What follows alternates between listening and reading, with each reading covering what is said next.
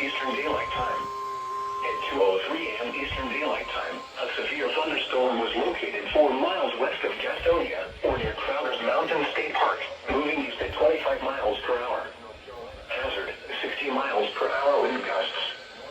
Source, radar indicated. Impact, expects damage to trees and power lines.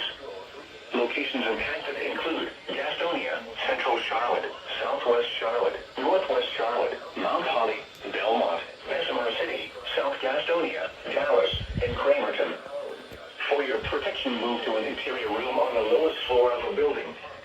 Please report damaging winds, hail, or flooding to the National Weather Service by calling toll-free 1-800-267-8101 or by posting on our Facebook page or tweet us using hashtag NWSTSP. Your message should describe the event and the specific location where it occurred. Repeating, a severe thunderstorm warning has been issued until 2:45 a.m. Eastern Daylight Time for the following counties: in North Carolina, Gaston and Mecklenburg, in York, South Carolina,